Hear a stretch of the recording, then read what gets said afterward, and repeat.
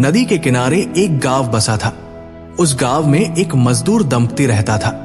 पति और पत्नी दोनों मेहनत मजदूरी करके अपना जीवन चलाते थे। उनकी जिंदगी में एकमात्र उम्मीद थी उनका बेटा। वे सोचते थे कि जब उनका बेटा बड़ा होगा तो वो उनके सारे दुख दूर कर देगा, वो उनके जीवन में आराम और खुशी लाएगा। लेकिन एक दिन उनके सारे सपने चूर चूर हो गए। खबर आई कि उनका इकलौता बेटा नदी में डूब गया।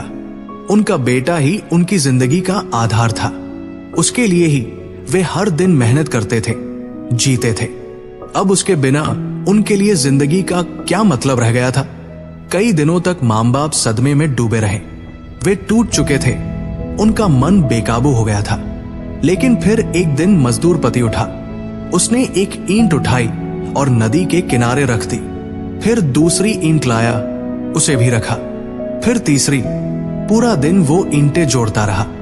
वो मजदूर था, उसके पास मेहनत के सिवा और कोई रास्ता नहीं था।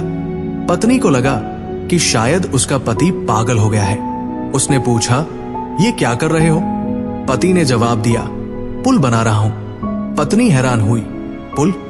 लेकिन इसके लिए पैसे हमें कौन देगा? पति ने हल्की, करुण और मधुर हंसी हंसते हुए कहा, अरे पागल, ये पुल पैसे के लिए नहीं बन रहा। कोई बनवाए तो पैसे दे।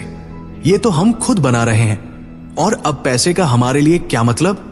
हम दो लोग हैं, जो मिलेगा खा लेंगे, जो मिलेगा मना लेंगे। पत्नी को अभी भी समझ नहीं आया। उसने फिर पूछा, लेकिन ये पुल हम क्यों बनाए? इसका मकसद क्या है? पति ने गहरी सांस ली और बोला, अपने बेटे को जिंदा करने के लिए।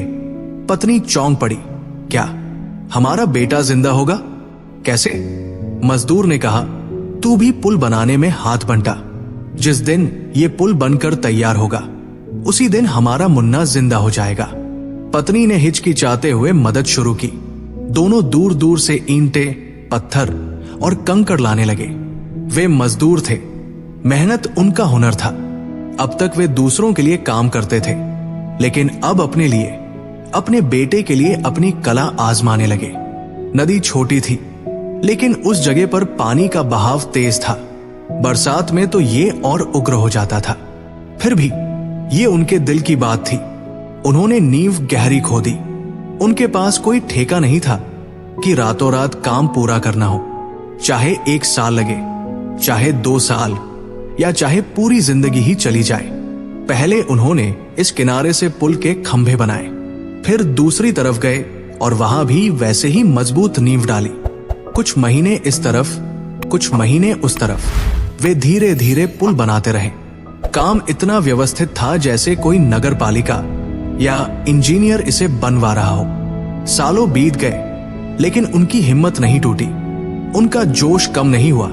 और आखिरकार वो दिन आया जब पुल तैयार हो गया। पुल बेहद खूबसूरत था। ऐसा लगता था जैसे कई कुशल कारीगरों ने इसे बनाया हो। लोग इसे देखने आए। वे हैरान थे, पूछने लगे, ये पुल कहाँ जाता है? लेकिन पुल कहीं नहीं जाता था, क्योंकि दूसरी तरफ सिर्फ जंगल था, कोई बस्ती नहीं।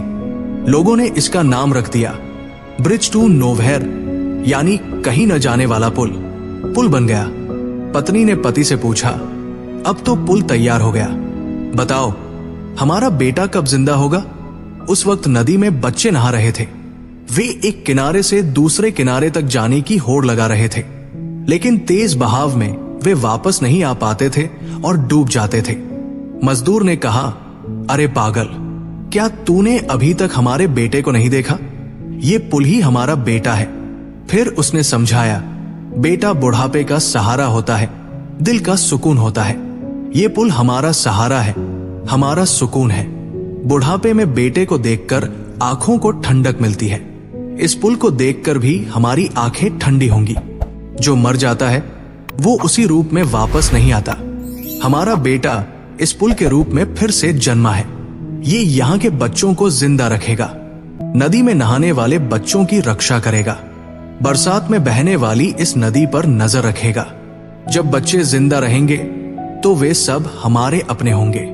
बच्चे सबके होते हैं। ये पुल, हमारा बेटा, यही काम करेगा।